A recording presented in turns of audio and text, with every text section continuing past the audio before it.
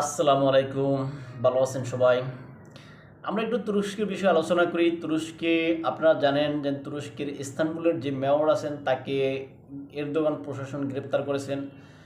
তার বিরুদ্ধে কিছু অভিযোগ আনছেন গুরুতর, যেটা হচ্ছে গিয়ে তিনি দুর্নীতি করেছেন, অর্থাৎ তিনি যেই মেয়র থাকা অবস্থায় তিনি সেখানে দুর্নীতি করেছেন।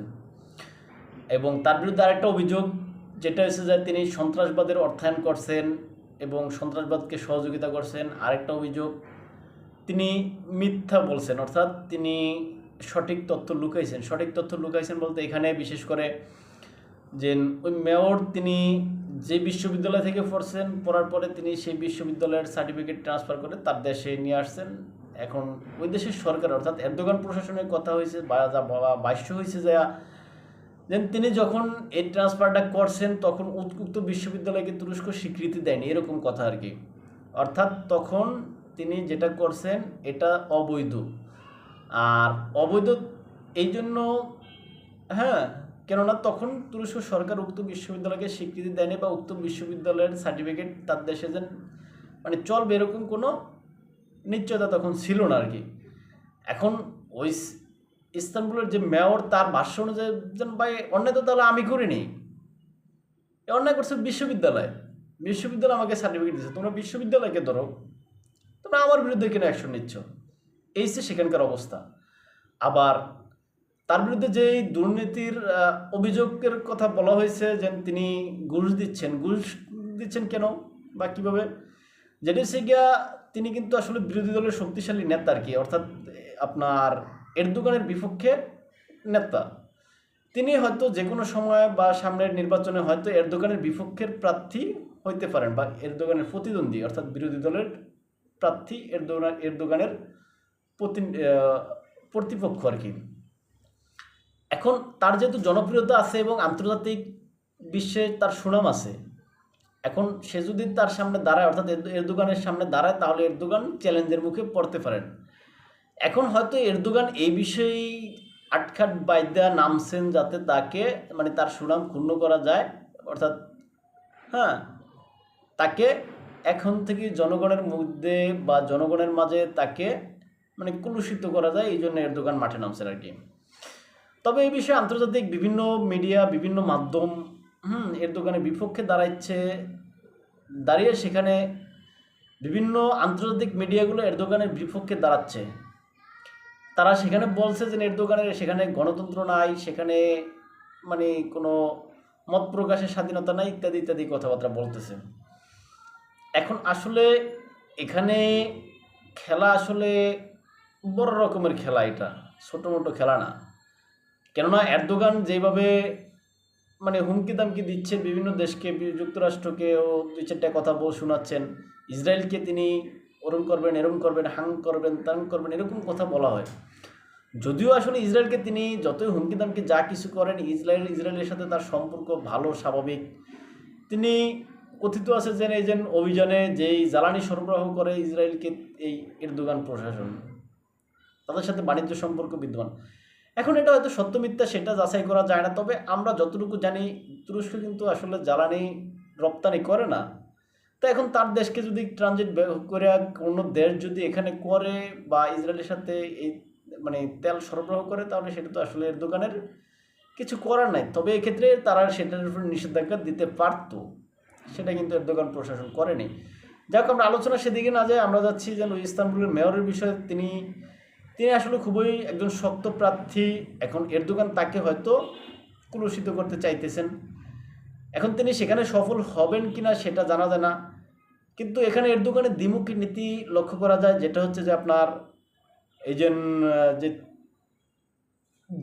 যাদের সাথে মানে সন্ত্রাসের যে অভিযোগটা তার বিরুদ্ধে আনা হয়েছে, অর্থাৎ পিকেকের সাথে যে তাদের যে পাকিস্তানপন্থী আছে তাদের সাথে এই মেয়রের সম্পর্ক ভালো ছিল। অর্থাৎ বলা হচ্ছে যে তাদেরকে তিনি বিভিন্ন সহযোগিতা করে তাদের সমর্থন নিয়েছেন, বিনিময়ে তাদেরকে অর্থায়ন তখন করছেন। এখন বর্তমানে কিন্তু কিছুদিন পূর্বে আমরা দেখছি এরদোগান প্রশাসনের সাথে এই কুর্দিস্তানপন্থী যারা আছে তাদের কিন্তু একটা মিউচুয়াল হয়েছে, অর্থাৎ তাদেরকে সন্ত্রাসী সংগঠন মনে করবে না, অর্থাৎ তাদের সাথে একটা সমঝোতা হয়েছে। এখন এখানে প্রশ্ন, তাদের সাথে যদি সমঝোতা এরদোগান সরকার করতে পারে, তাহলে তখন যদি এই সিটি মেয়র তার নির্বাচনের সময় যদি তাদের কাছ থেকে কোনো সুযোগ সুবিধা নেয় বা তাদের কাছ থেকে ভোট নেয় বা ভোট চায় নেয়, তাহলে ক্ষতি কোথায়? এখন আমরা বলবেন যে তখন তো তারা নিষিদ্ধ ছিল, এখন তো নিষিদ্ধ না, এরকম যদি হয় বিষয়টা, আসলে এখানে আসলে নিষিদ্ধ নিষিদ্ধ খেলার থেকে বেশি হয়েছে যা এখানে তাকে, অর্থাৎ সিটি মেয়রকে এখানে বিতর্কিত করার যে এরদোগানের প্রচেষ্টা ওইটা। আর তাকে যে গ্রেপ্তার করা হয়েছে, শুধু একা তাকে নয়, তার যে সমস্ত মানে টিম আছে, অর্থাৎ সিটি কর্পোরেশনের তার যে সমস্ত টিম বা সহকর্মীগণ আছেন সবাইকে সহ গ্রেপ্তার করা হয়েছে। আর এর প্রতিক্রিয়া হিসেবে অনেক দেশ এখানে প্রতিক্রিয়া জানাইছে, আসলে বিশেষ করে যুক্তরাষ্ট্র জানাইছে, তবে যুক্তরাষ্ট্র এখানে শক্ত প্রতিক্রিয়া জানায়নি। এখন এখানে হয়তো আন্তর্জাতিক বিভিন্ন খেলা আছে, কেন জানায়নি, এর তুরস্ককে যুক্তরাষ্ট্র হয়তো পাশে চাইতে পারে তাদের, এই জন্য যাতে ইউরোপের দিকে না যায় তুরস্ক, এই জন্য হয়তো হইতে পারে, সেটা আলোচনা আলাদা, আমরা সেদিকে যাচ্ছি না। তবে ওই সিটি মেয়রকে গ্রেপ্তারের প্রতিবাদে তাদের দেশে অর্থাৎ তুরস্কে ব্যাপক বিক্ষোভ হয়েছে। অনেকেই যদিও বলছে যে এখানে এই বিক্ষোভে মানে এরদোগানের পতন হইতে পারে ইত্যাদি ইত্যাদি। আসলে সেটা আমার কাছে মনে হয় না। বিভিন্ন মিডিয়াতে যা দেখলাম, কেউ কেউ হয়তো অতিরঞ্জিত করে যেন এরদোগানের পতন হইবে এরকম বলতে পারে, কিন্তু আসলে সেরকম না। তুরস্কের যারা আছেন দু একজনের যেই সমস্ত ভিডিওগুলো দেখা যায়, সেখানে বোঝা যায় না, মানে বোঝা যায় যে আসলে এরদোগানের কিছু হবে না, সে এখানে সফল হইতে পারে, কেননা সে এখানে আটগাট বাইদিন নামছে এরদোগান। এখন যদিও সেখানে বিক্ষোভ হচ্ছে, সাধারণ কিছু বিক্ষোভ হচ্ছে, আর এরদোগান প্রশাসন এই বিক্ষোভ মানে দমনের জন্য সেখানে হয়তো অনেক জায়গায় 144 দ্বারা জারি করছে। ওই সিটি মেয়রের যে সমস্ত আপনার কিছু প্রতিষ্ঠান আছে, ওই প্রতিষ্ঠানের উপরে মানে আপনার যেটা নিষেধাজ্ঞা বলেন বা ফ্রিজ করেন, সেখানকার অর্থগুলো ফ্রিজ করে রাখা হয়েছে, যাতে এই সমস্ত আন্দোলনে মানে রসদ বা টাকা বা অর্থ যোগান দিতে না পারে ওই সমস্ত প্রতিষ্ঠানগুলা। যাই হোক, এখন এখানে এরদোগান সফল হন নাকি সিটি মেয়র সফল হন, সেটাই আসলে সামনে মানে ভবিষ্যতে দেখা যাবে। আর এক্ষেত্রে আসলে প্রতিহিংসাগুলো শেষ হোক, বিশ্বের সকল দেশগুলো সবাই যার যার মতো করে সুন্দরভাবে ফরমত সহিংসুভাবে অন্যের মতামতকে মাইনা নেয়, নিজেরা মানে গণতান্ত্রিক হইয়া মানে গণতান্ত্রিক স্বৈরাচার না হোক। গণতান্ত্রিক স্বৈরাচারটা কি, যেটা হয়েছে আপনার তারা গণতান্ত্রিকভাবে নির্বাচিত হয়, নির্বাচিত হওয়ার পরে কাজগুলো করে স্বৈরাচারের মতো। এখন এরদোগানের ক্ষেত্রে সেরকমই দেখা যাচ্ছে, কেননা যখন অভ্যুত্থান হয়েছে আপনারা জানেন 2016 সালে এরদোগানের বিরুদ্ধে, তখনই জনতা তখন কিন্তু এটাকে মানে সেনাবাহিনীর বিরুদ্ধে দাঁড়াইছিল। এখন এই মুহূর্তে আইসা এরদোগান যদি এরকম করেন, মানে বিরোধী মতের প্রতি মানে বাজেভাবে সেখানে যদি আপনার তাদেরকে নিষ্পেষিত করে রাখতে চান, সেক্ষেত্রে জনগণ হয়তো আবার এরদোগানের বিপক্ষেও দাঁড়াইতে সময় নেবে না। যাক, এরদোগান গণতান্ত্রিক স্বৈরাচার না হোক। এদিকে গাজা ভূখণ্ডে ইসরায়েলি প্রধানমন্ত্রী বেনিয়ামিন নেতানিয়াহু যেভাবে তার পাগলা ঘোড়া ছুটে চলছেন, আসলে এটা কোথায় যায় সেসবে জানি না। তবে তিনি যে নিরীহ নিরস্ত্র সাধারণ মানে ক্ষুধার্ত মানুষদের উপর যেভাবে রাতের অন্ধকারে যিনি মানে ঝাঁপায় পড়ছেন, স্থল অভিযান বর্তমানে শুরু করছেন, এটা আসলে খুবই খুবই নিন্দনীয় ঘটনা। বিশ্বের প্রতিটা মানুষ, প্রতিটা বিবেকসম্পন্ন মানুষ এটা নিন্দা করা উচিত। এখন ইসরায়েলিরা কেন এই হত্যা খেলায় নামছে এটা তারাই ভালো বুঝবেন। তারা এইভাবে হত্যাযোগ্য কইরা মানে মুসলিমদেরকে নিধন করা, এটা আসলে খুবই খুবই নিন্দনীয়। এখন মুসলিম বিশ্বের নেতাগণ হয়তো ঘুমিয়ে আছেন, কেননা তাদের এর কোনো প্রতিবাদ সাধারণ একটা বিবৃতি দিয়ে তারা এখানে ক্ষান্ত। তারা ইসরায়েলের বিরুদ্ধে বড় কোনো শক্ত পদক্ষেপ নিতে আজও পারে না। এখন আমরা যে মুসলিম বিশ্বের কথা বলি, সবসময় বলি এবং গর্ব করি, ওই মুসলিম বিশ্ব আসলে কোথায়? প্রায় 100 বছর পর্যন্ত এই মুসলিম বিশ্ব স্বপ্ন দেখে আমাদেরকে রাখা হয়েছে।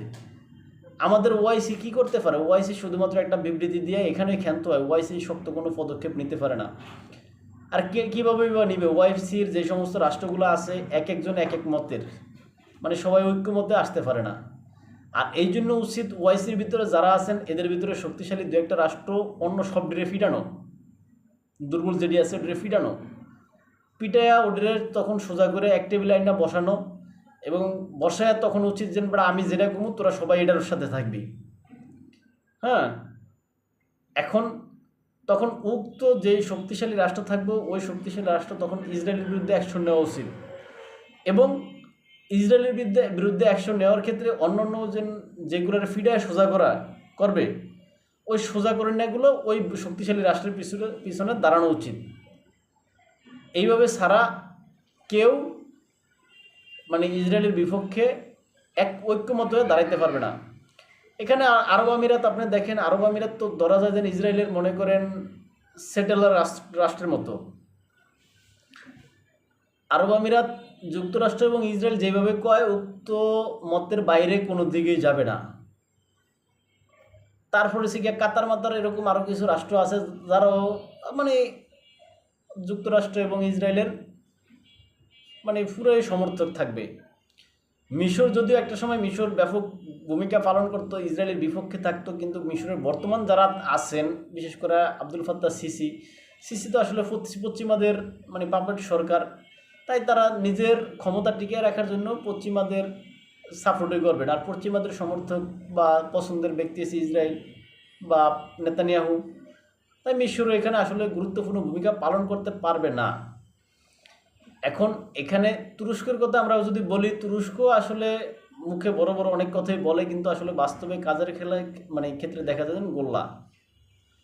তাই আসলে কারা যেন এই মুসলিম বিশ্বের নেতৃত্ব দিবে, কখন দিবে, কিভাবে দিবে, সেটা আসলে আমাদের বোধগম্য নয়। ইরান এখানে একটু লাফালাফি করতে চেষ্টা করে, আসলে ইরানকে সবাই মিল্লা মুসলিম বিশ্ব ইরানকে মানে টানিয়া ধরে, আর পশ্চিমারা তো মনে করেন ফারানা ইরানের কল্লা কাটিয়া ফেলায়। ইরান আছে এই অবস্থায়। এখন কারা যেন এরকম শক্তিশালী হয়ে আসবে, ইসরায়েলের বিপক্ষে দাঁড়াবে, সেটাই আসলে আমাদের সবার প্রত্যাশা, এবং আমরা চাই এরকম কোনো শক্তিশালী রাষ্ট্র আসুক যারা সকল মুসলিম রাষ্ট্রগুলোকে ঐক্যবদ্ধ করুক, তারপরে তারা সবাই মিল্লা ইসরায়েলকে গণধোলাই দেব। এই আশাবাদ ব্যক্ত রেখে আজকে আমাদের ভিডিও অনুষ্ঠান এখানেই শেষ করলাম। ভালো থাকবেন সবাই, আসসালামু আলাইকুম।